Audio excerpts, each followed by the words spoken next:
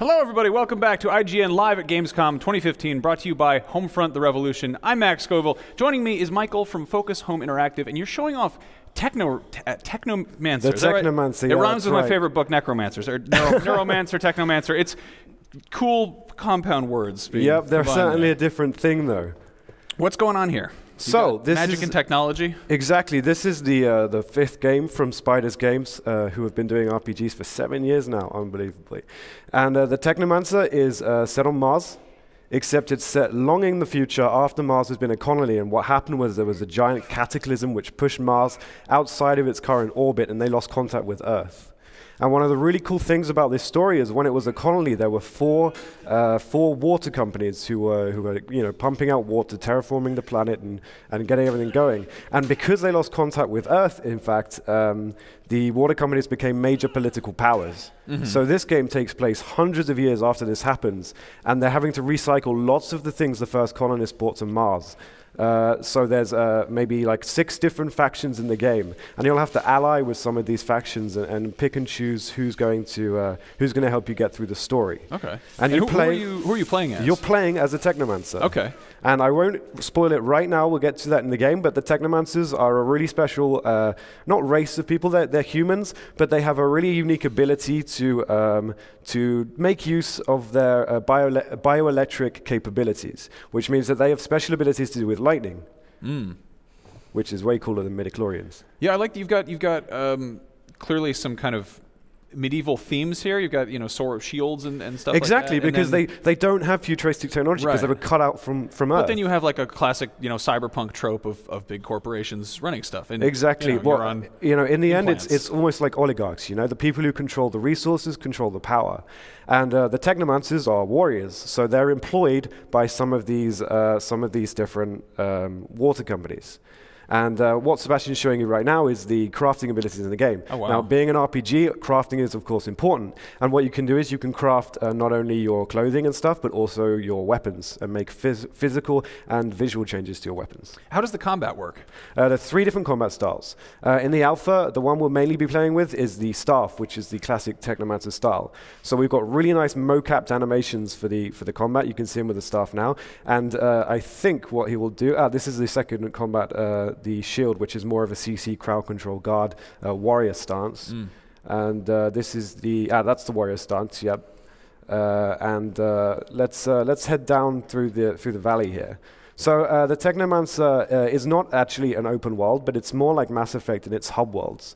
And as you go through the game, you can come back and explore things that you missed previously. So you don't just go across a linear path. You can come back and unlock new things and see things you hadn't seen before. He's walking with Sean right now, who's his master. So right now he's going through a kind of rite of passage as Sean is telling him about the Technomancers and how they became who they are. Now, just to back things up for a second, are you a custom character, or are you like a scripted, written kind of solid character? Yeah, this is Spiders do narrative games. So you are Sean. Okay. No, you're not Sean. You're Zachariah. Okay. You're with Sean's Sean. Sean's one of the companions. You'll have up to 2 different companions in the game. You'll meet many different companions throughout the game, and they will level up with you. And you can change their gear and spec them too. And Sean will actually fight with you right now. Now, what he's done is he's buffed his staff right there, which is one of the Technomancer powers. In the top left-hand corner in the HUD there, you'll see 4 different blue kind of dots. And they're your ability slots, and they'll recharge. But when you've got a buff, it'll not recharge to the full. So you have to really manage. Either you have a buff and you can use more active abilities and recharge it, or you don't use a buff and you have more slots to use for your active abilities. So there's a little bit of management there. And as he sprints, you'll see the stamina bar go down as well, so you become less efficient in combat and stuff like that. And the red's obviously the health. So these are bandits. So bandits are one of the factions in the game, and they're all over Mars because they're scavengers. It's a scavenging colony now. It's disconnected from Earth. People need to collect resources to survive. So there's a lot of bandit factions all over the world. Yeah, it's a vaguely post-apocalyptic, but in space. I mean, it's like it's post-cataclysmic. It's quite a long time after kind of the apocalyptic scenario right now. But I mean, before they came, Mars was even less habitable. So relatively speaking, it's pretty apocalyptic. What are we looking at here? This is one of the vistas that's overlooking an old relic of the humans, which is sort of a research center. And inside, it's technomancers only. So only technomancers can open this building. One of the really cool things about that is when you go back in the game, you can actually go back with a Technomancer companion and unlock some of these areas that you hadn't seen before, because only Technomancers can open them. Ah, I gotcha. So right now what you're looking at the 4 skill trees for each of the different ways to skill up. You can skill up your combat styles and also your Technomancer powers. So the big ones are the active skills and the smaller ones are the passive skills. There's attributes and all of those things you would expect in an RPG as well. Right. So he's going to run back to Sean right now, and they're going to continue down to go to the dome, I think. Now we've seen him fighting, for humanoids, right? Maybe a little bit, distant future. Are we going to see kind of supernatural creatures? You want to know if you see aliens? Are we going to see aliens? You're not going to see aliens, but you will see wildlife, and it's not natural wildlife. What it is, in fact, is it's experiments that humans did with DNA from life on Earth when they brought it to Mars. So a lot of the non-human enemies you see are going to be very bizarre mixtures of creatures you might find on Earth, and it's really fun to see what they may have been based on. There's like a prawn with legs. Oh, that sounds ostrich. Awful. Yeah, it is. It's really terrifying, actually. So he's just seen some stealth here, and the interesting thing about stealth in the Technomancer is you can really avoid a lot of combat situations with clever use of stealth.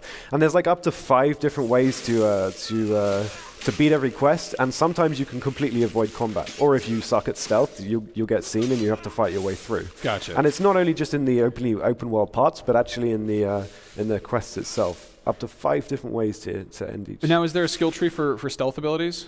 Yeah, you'll be able to improve your stealth as well. Will you be able to turn invisible using cybernetics at all? No, because all of your powers revolve around electronics. Ah.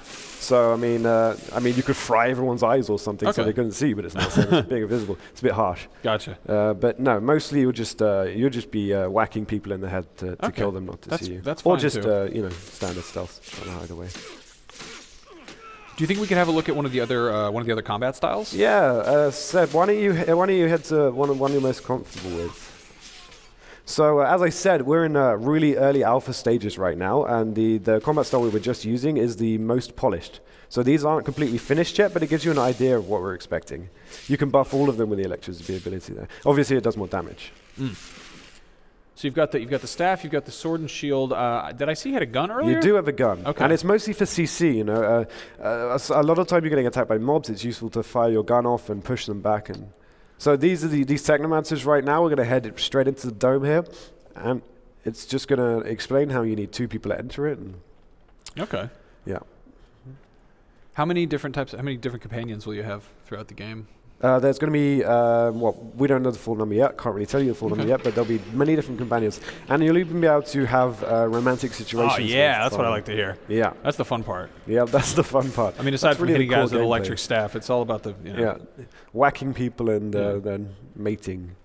Got to keep the population up, it is Mars. Yeah. So these are relics of Earth, in fact. The Technomancers have all of the relics of Earth. And these are things that other people don't know about, because these are generations of people who have grown up on Mars, disconnected from Earth. And it's really civilization has gone back many, many hundreds of years. Okay. So it's always this odd juxtaposition of finding the old and the new. And even the newest stuff looks really ancient. Oh, those are really gross looking. Yeah, they're horrible. And that's why he just killed them for us. He's a nice guy. I respect the choice of prawns over spiders. I think spiders have been done to death, and I'm not fond of them. And they're terrifying. Yeah. These are creepy. Spiders are too terrifying. Yeah. Now, there's not supposed to be monsters here, but because it's so old and derelict, he has to clear them out. Now, this is where he's going to learn a secret of the Technomancers, because on Mars, because the world was shifted out of its orbit due to the radiation, there's mutants. Now, mutants are deformed in many different ways, but they're sort of chastised on Mars. They become slaves. And here in this scene right now, Zachariah is learning that the Technomancers themselves are mutants. They are genetically engineered and therefore mutants. And this secret is something they have to hide from the governments of Mars, the 4 factions running Mars, because essentially they will be enslaved. Okay. So right now they're working as henchmen because they think they're just really talented. They don't know the root of their powers, and they're revered. But when they find out that they're just mutants, everything will change for them, and the secret police will eventually try and chase them down. So he's just learned that about their origins. Is that a kind of a core theme in the game? That's a core theme in the game. A lot of the game is about how Zachariah and how the Technomancers deal with this revelation that they are themselves mutants when mutants are so chastised in the game. What other types of environments are we going to see?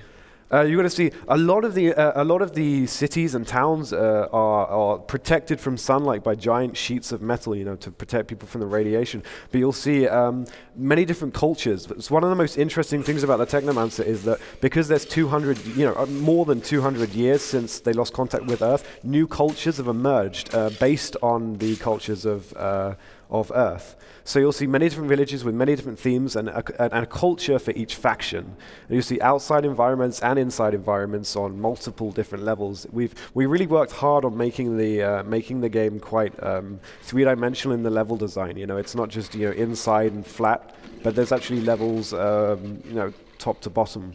Okay. It's a very large 3D environment. Okay, I spoke too soon about the spiders, apparently. It's not really a spider. It's terrifying. Kill it. What is it? It's a level up from spider. Dear God. It's, one up from an Australian spider. Oh. Yeah, he's not liking that. And is this a... I'm guessing this is a boss fight, not a romance scene here? This is not an example of romancing in the Technomancer. In fact, or if it was, it would be a bad first date. It is a boss. Now, you've said you've got crafting, you've got kind of towns and hub worlds. Is there like a marketplace? Yeah, there's marketplaces. Economy? There's places you can purchase stuff. Of course, you can craft your own items. Crafting is a really strong pillar of the game, but you can also buy them from merchants who scavenge. And most of the weapons you use and you find will be like things that have been scavenged, like scrap metal, like hammers and swords and things like that way. Right. And you'll be able to buy stuff in the cities. But depending on who you ally with, it will really limit where you can go and who you can be seen by, because you'll make enemies and they will attack you no matter where you are. And that will affect the end of the game. There's multiple endings, so depending on who you ally with and the choices you make, as I said, up to 5 different ways to end a quest. You'll have one of the many different endings. It seems like you guys are definitely taking some cues from Mass Effect on that front, and people love to replay that and kind of see all the different branching paths. So that's I mean, it's impossible not to take influence from other games. Spiders love games. We love games, and. It's not that we take the best from each game, but we really think that we've made our own thing, and that it's definitely got a lot of what people would expect. Yeah, well, it looks awesome. When is it coming out? And it's coming out 2016 on PS4, Xbox One, and PC. Excellent. Well, thank you so much for taking the time to chat. Yeah, no worries. We got plenty more Gamescom stuff coming up, so don't go anywhere. We'll be right back.